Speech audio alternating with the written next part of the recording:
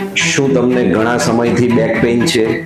શું તેની સાથે તાવ, ઠંડી અને રાત્રે નીંદરમાં પરસેવે રેબઝેબ થઈ જાવ અને ઉઠવું પડે એવી તકલીફ થઈ રહી છે? તો આ બેક પેઇનની એક વોર્નિંગ સાઇન હોઈ શકે છે, આ રેડ ફ્લેગ હોઈ શકે છે. હેલો ફ્રેન્ડ્સ, આજે વાત કરીએ બેક પેઇનના રેડ ફ્લેગ્સ એટલે વોર્નિંગ સાઇન્સ વિશે. હું આપને એવી 6 વોર્નિંગ સાઇન્સ કહીશ જેની સાથે જો બેક પેઇન હોય તો એને ચિંતાજનક કહેવાય અને એનું ઓર્થોપેડિક ડોક્ટરને કન્સલ્ટ કરવું જોઈએ અને એનું રિપોર્ટિંગ કરવું જોઈએ. આખી દુનિયાના પોપ્યુલેશનમાંથી 10% લોકો એવા હોય છે જેમને જીવનમાં ક્યારે ને ક્યારે બેક પેઇન થતું હોય છે. ક્યારેક તે ફ્રીક્વન્સી તેથી પણ વધારે હોય છે. બેક પેઇન વર્લ્ડમાં ડિસેબિલિટીનો લીડિંગ કોઝ છે. તો આજે જાણીએ એવી 6 વોર્નિંગ સાઇન જેને આપણે નિગ્લેક્ટ ના કરવી જોઈએ જો તે બેક પેઇનની સાથે છે. પહેલી વોર્નિંગ સાઇન છે, સતત બેક પેઇન રહેતું હોય એની સાથે તાવ, ઠંડી વાય અને રાત્રે નીંદરમાં તમે પરસેવે રેબઝેબ થઈ જાઓ એટલે કે નાઇટ સ્વેટ્સ. આ બેક પેઇનની સાથે ઇન્ફેક્શનની નિશાની હોઈ શકે છે. સ્પાઇનમાં ઇન્ફેક્શન એક ડ્રેડફુલ કોમ્પ્લિકેશન છે. એને આપે નિગ્લેક્ટ ના કરવું જોઈએ અને ડોક્ટરને કન્સલ્ટ કરીને એનું રિપોર્ટિંગ કરવું જોઈએ. વોર્નિંગ સાઇન નંબર 2, જો આપને શરીરના બીજા કોઈ અંગમાં કેન્સર થયેલું છે, એની સારવાર પતી ગઈ છે અથવા સારવાર ચાલુ છે, જેમ કે prostate cancer, breast cancer, kidney cancer, blood cancer અથવા શરીરના કોઈ બીજા ભાગમાં કેન્સર છે અને તમને બેક પેઇન થયું છે તો તમારે સચેત થઈ જવું પડે, કારણ કે આ પ્રાઇમરી અંગના કેન્સર મણકામાં ફેલાઈ શકે છે જેને મેટાસ્ટેટિક કેન્સર કહેવાય છે. અમારી ઓર્થોપેડિક પ્રેક્ટિસમાં અમે એવા ઘણા ખરા દર્દીઓને કેન્સર ડાયગ્નોઝ કર્યું છે કારણ કે તેઓ શરૂઆતમાં બેક પેઇન સાથે આવેલા અને ત્યારબાદ રિપોર્ટિંગ કરતા એ મેટાસ્ટેટિક ગાંઠ મણકામાં ફેલાયેલી નીકળી અને એના ગહન રિપોર્ટિંગથી ખબર પડી કે તે તો બીજા અંગમાંથી ફેલાયેલું કેન્સર હતું.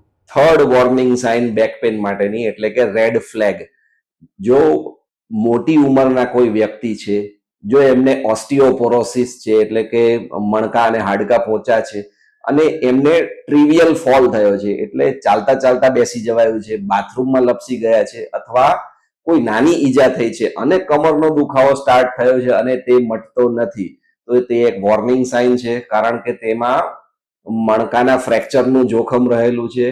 આ જ્યારે મણકા ઓસ્ટિયોપોરોસિસને લીધે સોફ્ટ થઈ જાય, પોચા થઈ જાય તો તે પેથોલોજીકલ ફ્રેક્ચર નું જોખમ તેમાં રહેલું છે. નાની ઇન્જરીમાં પણ તે મણકા તૂટી શકે છે અને તેની સાથે નસનું પણ દબાવ થઈ શકે છે. બેક પેઇનની ફોર્થ રેડ ફ્લેગ એટલે કે ન્યુરોલોજીકલ વીકનેસ, જો તમને બેક પેઇનની સાથે પગમાં ખાલી ચડે છે, પગના સ્નાયુ નબળા પડતા જાય છે, સાથળના સ્નાયુ, ઢીચણના સ્નાયુ અથવા એન્કલ જોઈન્ટના સ્નાયુ નબળા પડી જાય છે, જો તમને સેડલ એનેસ્થેશિયા છે એટલે તમે જ્યારે પણ બેસો ત્યારે સીટની આજુબાજુના ભાગ, જેનાઇટલ્સની આજુબાજુના ભાગ, બટક્સનો ભાગ, જો એ ભાગમાં તમે અડકો અને તમને ખબર નથી પડી રહી, તમને બહેરાશ લાગી રહી છે અથવા પગમાં જણજણાટી થઈ રહી છે, પગના સ્નાયુ નબળા પડી ગયા છે, ચાલવાનું મુશ્કેલ થઈ રહ્યું છે, પગનો પંજો ખોટો પડી ગયો છે, જો બેક પેઇનની સાથે આવું ન્યુરોલોજીકલ વીકનેસ છે,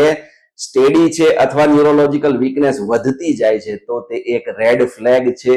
તમારે સચેત થઈ જવું જોઈએ અને એનું ઇમરજન્સીમાં રિપોર્ટિંગ કરવું જોઈએ કારણ કે તે એક કોડા ઇક્વાઇના સિન્ડ્રોમ નામના રોગના લક્ષણ હોઈ શકે છે જેમાં કમરમાંથી નસનું દબાણ થતું હોય અને તે દબાણ તમારા પગના સ્નાયુને કાયમ માટે પેરાલિસિસના જોખમ કરી શકે છે એટલે એમાં તમારે સચેત રહેવું જોઈએ. હવે હું તમને સમજાવું રેડ ફ્લેગ નંબર 5. બેક પેઇનમાં જ્યારે પણ એની સાથે સાથે બોવેલ બ્લેડર ઇન્વોલ્વમેન્ટ થાય એટલે હું તમને જાણ કરું કે ટોયલેટનો કંટ્રોલ ના રહે, સંડાસનો કંટ્રોલ ના રહે, પેશાબનો કંટ્રોલ ના રહે, જાતે જાતે પેશાબ થઈ જાય એટલે તમારા બોવેલ અને બ્લેડરનો પોતાની જાત ઉપરનો કંટ્રોલ ના રહે તો આ એક રેડ ફ્લેગ છે. એમાં કમરની નસના દબાણનું લક્ષણ હોઈ શકે છે જેમાં આવું થાય. જો તમારી ઉંમર 18 વર્ષથી નાની છે અથવા 60 વર્ષથી મોટી છે એટલે યંગ એજ, પીડિયાટ્રિક એજ અને એલ્ડરલી એજ, અને તમને એક સમય કરતા વધારે બેકમાં દુખાવો છે અને એ મટી નથી રહ્યો, તો આ એક રેડ ફ્લેગ છે. આનું પ્રોપર ઇન્વેસ્ટિગેશન થવું જરૂરી છે. આ બેક પેઇન સાદું મસ્ક્યુલર બેક પેઇન ના હોય ને કોઈ ગંભીર બીમારીનું મૂળ કારણ હોઈ શકે છે. તો તમારે આવી પરિસ્થિતિમાં જો બેક પેઇન હોય તેનું પ્રોપર ઇન્વેસ્ટિગેશન કરાવવું જોઈએ. તો મેં તમને સમજાવ્યા આવા 6 રેડ ફ્લેગ્સ, જેમાં બેક પેઇનની સાથે સાથે બીજા રિસ્ક ફેક્ટર હોય તો તમે તેને નિગ્લેક્ટ ના કરી શકો. તો તેમાં તમે આગળ શું કરી શકો છો? તો એક્સપર્ટ ઓર્થોપેડિક ડોક્ટરનું કન્સલ્ટેશન, એમનું ફિઝિકલ એક્ઝામિનેશન, તપાસ, સ્પાઇનના એક્સરે, સ્પાઇનનો MRI, જરૂર જણાય એ મુજબ બ્લડ રિપોર્ટ્સ, એનાથી પણ વધારે જો આગળ નિદાનમાં જરૂર જણાય તો પેટ સીટી સ્કેન અને બીજા એડવાન્સ ઇન્વેસ્ટિગેશન રિપોર્ટ્સ, ટ્રાન્સપેડિક્યુલર સ્પાઇનની બાયોપ્સી, આ બધા નિદાનના ક્રાઇટેરિયા છે જેનાથી આપણને બેક પેઇનના મૂળ રોગના નિદાન કરવામાં ખબર પડે અને આપણે એની વૈજ્ઞાનિક ઢબે આગળ સારવાર કરી શકીએ.